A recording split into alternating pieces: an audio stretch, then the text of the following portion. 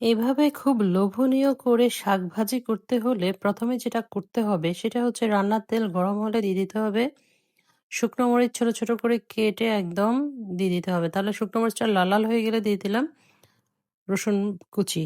তো রসুন কুচি দিয়ে রসুন কুচিটাও কিছুক্ষণ ভেজে নেব। রসুন কুচিটা যখন ব্রাউন কালার হয়ে যাবে তখন পেঁয়াজ কুচি ও কাঁচামরিচ ফালি দিতে হবে। সবকিছু এখন একসঙ্গে একদম ব্রাউন কালার করে ভেজে নিতে হবে। একবারে মচমচে করে ভাজা হয়ে গেলে এখানে দিয়ে দিচ্ছি আমি বথুয়ার শাক। তো বথুয়ার শাকগুলোকে একটু বড়, বড় করে কেটে নিতে হবে। যেহেতু ভাজি করব, এত ছোট, ছোট কাটলে কিন্তু এত ভাল লাগবে না। তো এখানে আমি ২-৩ টা আলু একদম ছোট, ছোট করে পাতলা, পাতলা করে কেটে দিয়েছি। খুব বেশি মিহি কুচিও করব না। জাস্ট এরকম। তারপর লবণ দিয়ে দিলাম স্বাদ মতো দিয়ে এবার হাই হিটে শাকটাকে নাড়াচাড়া করে নেব।